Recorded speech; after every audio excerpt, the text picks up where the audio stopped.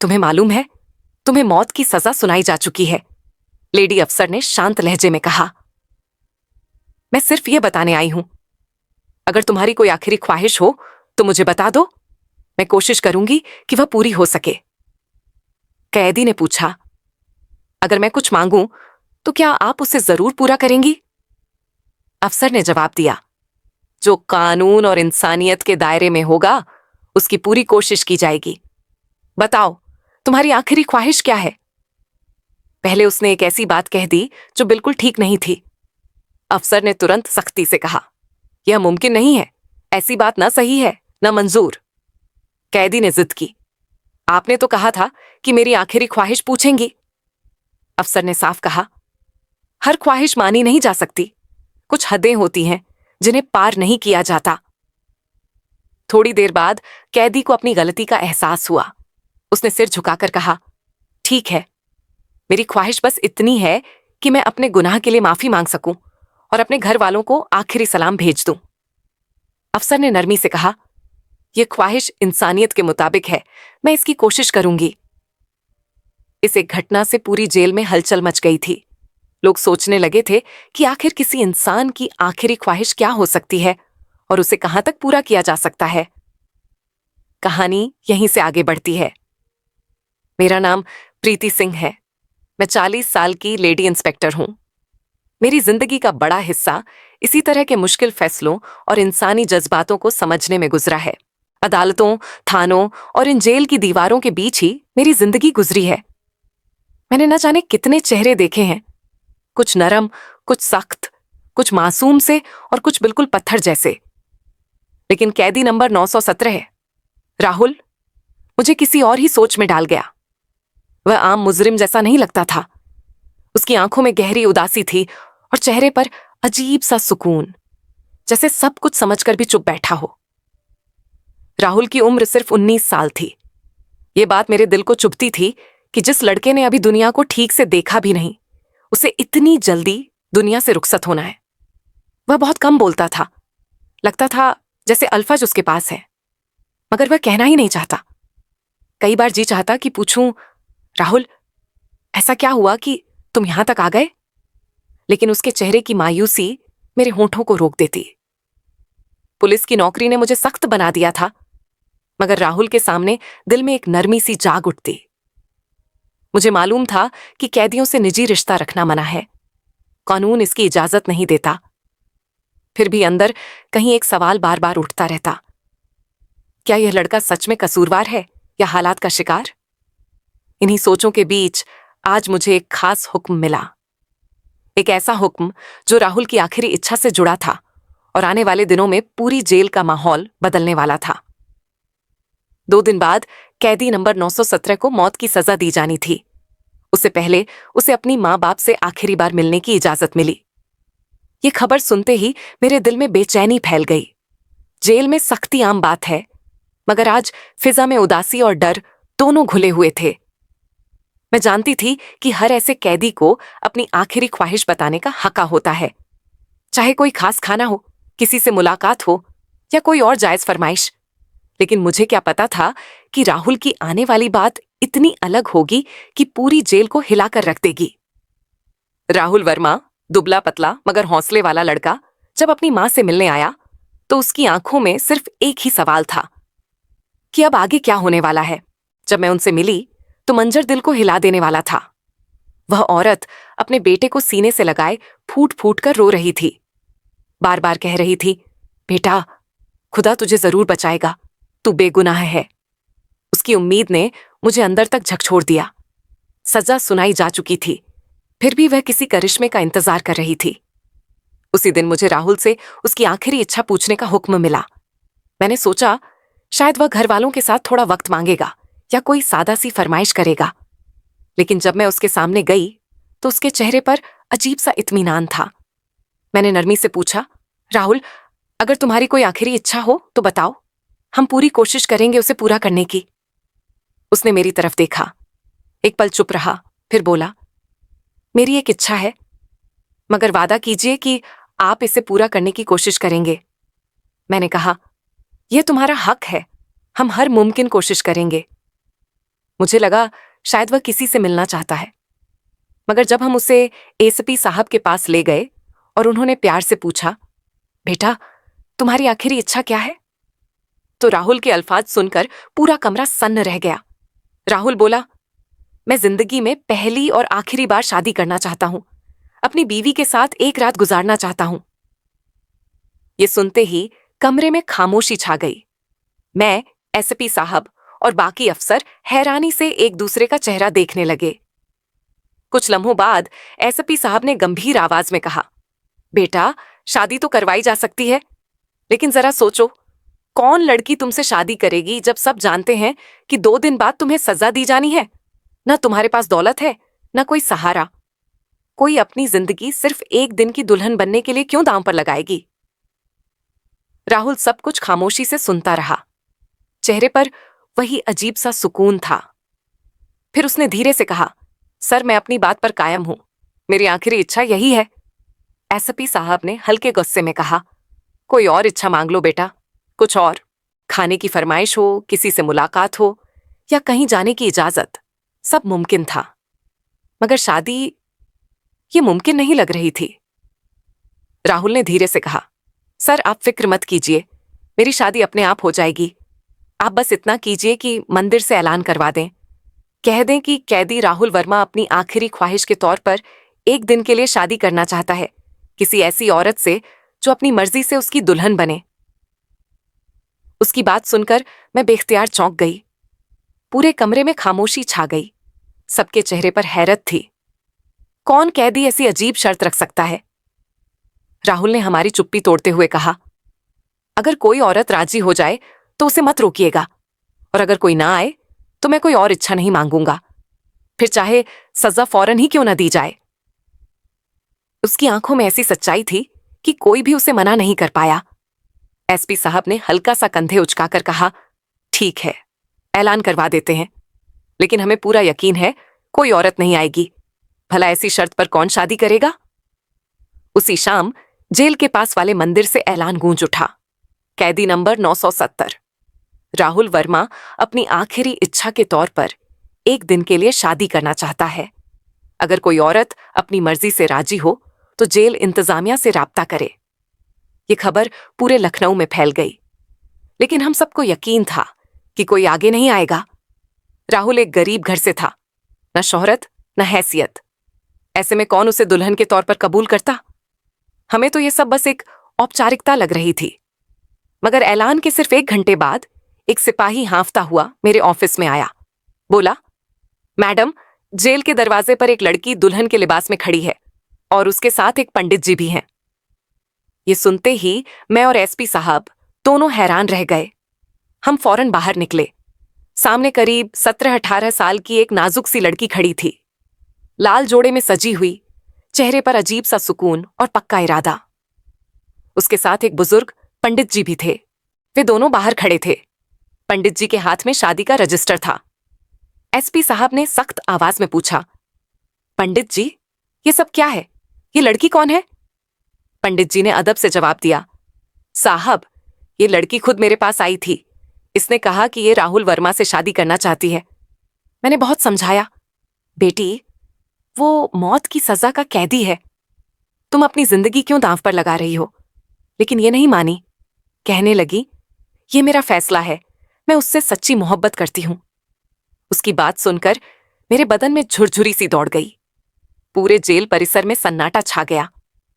हमें यकीन नहीं हो रहा था कि कोई राहुल से इतना प्यार कर सकता है कि इज्जत, समाज, सब कुछ छोड़ने को तैयार हो जाए। लेकिन कानून के मुताबिक कैदी की आखिरी इच्छा पूरी करनी होती है, इसलिए हमने इजाजत दे दी। पंडित जी को अंदर बुलाया गया। राहुल को उसके सेल से बाहर लाया गया। जेल के दफ्तर में सादी सी रस्मों के साथ दोनों की शादी करवा दी गई। शादी पूरी होते ही राहुल ने मुस्कुराकर कहा, अब वादे के मुताबिक मेरी दुल्हन को मेरे पास भेज दीजिए। मैं उससे कुछ बातें करना चाहता हूं, बस आज की रात तक। उसकी बात सुनकर मैं चौंक गई, लेकिन एसपी साहब ने खामोशी से सिर हिला दिया। मैं दुल्हन को राहुल के सेल तक लेकर गई, दरवाजा बंद किया और बाहर आ गई। सोचा थोड़ी देर में ये खुद ही बाहर आ जाएगी, मगर वक्त गुजरता रहा। अंदर से धीमी धीमी बातें सुनाई देती रहीं, जैसे कोई धीरे से कुछ कह रहा हो। मैंने ध्यान दिया, फिर इत्मीनान करके दफ्तर लौट गई। रात और गहरी होती गई। तभी अचानक जेल की फिजा एक चीख से गूंज उठी। मैं दौड़ती हुई राहुल के सेल की तरफ गई। दरवाजा खोला तो देखा वो लड़की दुल्हन के जोड़े में खड़ी थी। घूंघट नीचे था, सांसें बिखरी हुई, पूरा जिस्म कांप रहा था। मैंने हैरानी से पूछा, क्या हुआ?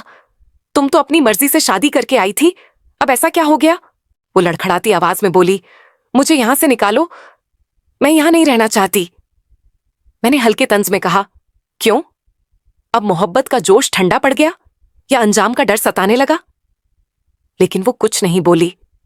अपने कपड़ों का पल्लू मुट्ठी में पकड़े खड़ी रही। चेहरे पर ऐसा खौफ था जैसे कोई डरावना सपना देख लिया हो। जैसे ही मैंने दरवाजा खोला, वो बिजली की तरह बाहर निकली और बिना कुछ कहे तेजी से चली गई। मैंने सेल फिर से बंद किया और अपने दफ्तर लौट आई। पूरी रात सोच में डूबी रही, फिर थककर सो गई। मुझे क्या पता था कि सुबह एक बड़ा तूफान आने वाला है। सूरज निकलते ही एसपी साहब गुस्से में मेरे कमरे में आए। बोले, इंस्पेक्टर प्रीति, फौरन जाओ और देखो राहुल कहाँ है। मैंने हैरानी से कहा, सर वो तो अपने सेल में ही होगा। उन्होंने गरज कर कहा, जाओ और अभी देखो। मेरी धड़कन तेज हो गई। मैं दौड़ते हुए राहुल के सेल तक पहुंची। दरवाजे पर आवाज दी, राहुल बाहर आओ। मगर अंदर से कोई जवाब नहीं आया। पसीना माथे पर आ गया। मैंने खिड़की से झांका। अंदर एक शख्स मर्दाना कपड़ों में दीवार के पास लेटा दिखा। मैंने दरवाजा खोला, आगे बढ़ी और जैसे ही उसे सीधा किया, मेरे पैरों तले जमीन खिसक गई। वो राहुल नहीं था, वो वही लड़की थी जो कल दुल्हन बनकर आई थी। अब वो राहुल के कपड़े पहने बेहोश पड़ी थी। मेरे हाथ कांपने लगे। तभी एसपी साहब भी वहां पहुंच गए। नजारा देखते ही वो दहाड़ उठे, ये क्या हो रहा है? राहुल कहाँ है? मेरे मुंह से एक लफ्जा नहीं निकला। वो गुस्से में बोले, तुम्हारी लापरवाही ने पूरी जेल को हिला दिया। मौत की सजा का कैदी फरार हो गया। मैं सन्न रह गई। दिमाग सुन्न पड़ चुका था। तभी हम सब समझ गए कि राहुल ने कैसी चाल चली थी। उसने हमें पूरी तरह धोखा दे दिया। वो दुल्हन के भेष में जेल से निकल चुका था और ये लड़की शायद जानबूझकर उसके लिए खुद को आगे कर गई थी। जब वो होश में आई तो बड़े सुकून भरे लहजे में वो सुकून से बोली, आप लोगों ने राहुल के साथ नाइंसाफी की है। वो मौत की सजा का हकदार नहीं था। मैंने गुस्से में कहा, यह फैसला अदालत करेगी। वो हल्का सा मुस्कुराई और बोली, फैसला तो वक्त करेगा और वही साबित करेगा कि वो बेगुनाह है। एसपी साहब ने सख्त आवाज में हुक्म दिया, राहुल को फौरन ढूंढो। अगर वो हाथ नहीं आया तो नतीजा बहुत बुरा होगा। पूरी जेल में अफरा तफरी मच चुकी थी। मौत की सजा का कैदी हमें चकमा देकर भाग गया था। एसपी साहब गुस्से में थे और मेरा दिल तेजी से धड़क रहा था। मैं खुद को कोस रही थी कि मैंने इतनी बड़ी चूक कैसे कर दी।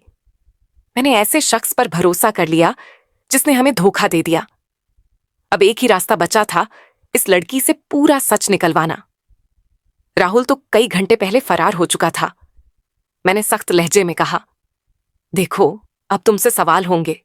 अगर सच नहीं बताया तो अंजाम अच्छा नहीं होगा। वो बिल्कुल शांत थी, जैसे सब कुछ पहले से तय हो। बोली, मैं राहुल के बारे में हर सच बता दूंगी। मैंने गौर से उसके चेहरे को देखा। ना घबराहट थी, ना कोई पछतावा। मैंने पूछा, क्या वो सच में तुम्हारा भाई था या तुम लोगों ने ये सब मिलकर रचा था? वो कुछ पल चुप रही, फिर धीरे से बोली, नहीं, वो मेरा सगा भाई नहीं है। मेरे अंदर गुस्से की लहर दौड़ गई।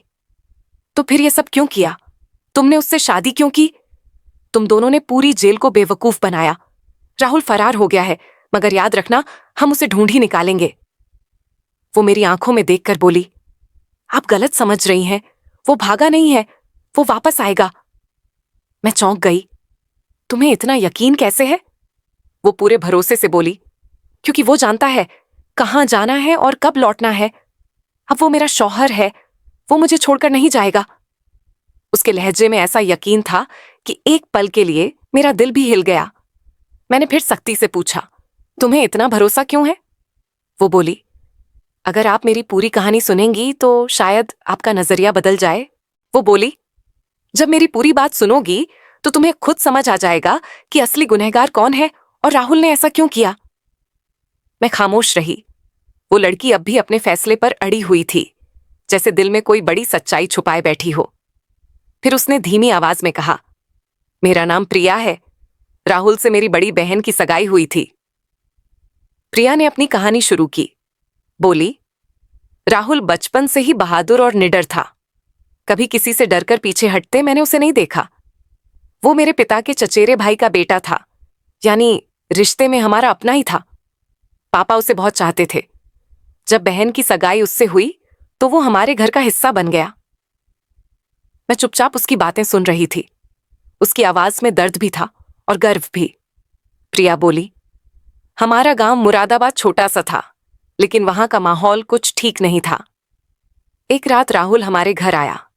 उस वक्त पापा घर पर नहीं थे और हम दोनों बहनें ही थीं। मैं रसोई में चाय बना रही थी और राहुल दूसरे कमरे में बहन से बात कर रहा था। सब कुछ सामान्य लग रहा था। तभी अचानक दरवाजे पर जोर जोर से दस्तक होने लगी। इतना कहते ही उसकी आवाज कांप गई। मैंने झांक कर देखा तो बाहर 3-4 बदमाश खड़े थे। उनकी आंखों में गंदी नीयत साफ दिख रही थी। उनमें से एक बोला, हमें पता है, अंदर एक नौजवान आया है, उसे बाहर भेजो। वो आगे बोली। मैं डर गई, सोचा कहीं कोई बड़ा झगड़ा ना हो जाए। शोर सुनकर राहुल तुरंत बाहर आया। उसने मुझे इशारा किया कि मैं अंदर चली जाऊं। मैं अपने कमरे में जाकर दरवाजा बंद कर ली और बाहर की बातें सुनने लगी। राहुल अकेले उन लोगों के सामने खड़ा था। उन्होंने कुछ गलत बातें कहीं, मगर राहुल ने खुद को काबू में रखा। वो चाहता तो जवाब दे सकता था, लेकिन उसे पता था कि अंदर हम 2 कमजोर लड़कियां हैं और वो अकेला है। उसने समझदारी से बात की और किसी तरह उन्हें वहां से भेज दिया। प्रिया ने गहरी सांस ली और बोली, उस रात राहुल बहुत देर तक जागता रहा। बाहर वो दरवाजे के पास बैठा रहा, जैसे किसी खतरे से हिफाजत कर रहा हो। प्रिया की आंखें भर आईं। उसी पल मुझे एहसास हुआ कि राहुल सिर्फ बहादुर ही नहीं, बल्कि दूसरों की इज्जत बचाने वाला इंसान है। हमें क्या पता था कि वही रात आने वाली मुसीबत की पहली निशानी बनेगी। प्रिया ने गहरी सांस ली और बोली, मगर ये तो बस शुरुआत थी। उसके बाद हमारी जिंदगी जैसे मुश्किलों से भर गई। रोज वही 3-4 बदमाश हमारे घर के बाहर आ जाते। पापा के काम पर जाते ही वो हमें परेशान करने लगते। हम दरवाजे बंद कर लेते, लेकिन दिल का डर कम नहीं होता था। फिर एक रात वो हादसा हुआ जिसने सब बदल दिया। बोलते बोलते प्रिया की आवाज कांपने लगी। अंधेरी रात में खिड़की के शीशे टूटने की आवाज आई। कोई जबरदस्ती अंदर घुसने की कोशिश कर रहा था। उसी वक्त राहुल भाई घर पहुंच गए। उन्होंने देखा कि एक बदमाश खिड़की लांघ रहा है। उनसे रहा नहीं गया। वो बाहर निकले और उसका सामना किया। मैं चुपचाप सुनती रही। प्रिया के लफ्ज मेरे दिल में उतरते जा रहे थे। हालात बहुत डरावने हो गए। उसने बताया कि चीख पुकार पूरे मोहल्ले में गूंज उठी। मेरी बड़ी बहन बीच में आ गई और उसी अफरा तफरी में उसकी जान चली गई। उस झड़प में एक बदमाश भी मर गया, मगर ये कोई जुर्म नहीं था। ये हमारी इज्जत बचाने की कोशिश थी। प्रिया की आंखों से आंसू बहने लगे। असल गुनहगार वो बदमाश थे, लेकिन सजा राहुल भाई को मिली। अगर हम ताकतवर होते, अगर हमारी बात सुनने वाला कोई होता, तो शायद ये सब न होता। इस दुनिया में कमजोर के लिए इंसाफ आसान नहीं। उसने कहा, मैडम, राहुल भाई ने किसी मासूम का खून नहीं किया। वो बस गैरत में खड़े हुए थे। मैं कुछ कह ना सकी। फिर प्रिया ने आंसू पोंछकर बताया कि यह सब राहुल की मां की कुर्बानी का नतीजा था। उन्होंने कहा था, मैं अपनी दूसरी बेटी कुर्बान कर दूंगी, मगर अपने बेटे को फांसी नहीं होने दूंगी। ये सुनकर मैं सन्न रह गई। प्रिया ने शांत लहजे में कहा, हाँ मैडम, वो कुर्बानी मैं थी। मैंने खुद ये रास्ता चुना, को इस मंसूबे के लिए पेश किया ताकि राहुल बच सके। उसकी मां ने उसे दिल्ली के एक बड़े वकील के पास भेजा। वही वकील जिसकी जान राहुल ने बरसों पहले बचाई थी। वो वकील अदालत में पहुंचा और सच्चाई सामने आ गई। साबित हो गया कि राहुल ने अपनी इज्जत की हिफाजत में लड़ाई की थी, न कि जुर्म अदालत ने उसे इज्जत के साथ बरी कर दिया। प्रिया की आंखों में चमक आ गई।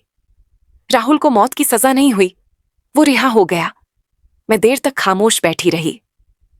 प्रिया जा चुकी थी, मगर उसकी कहानी मेरे दिल में रह गई।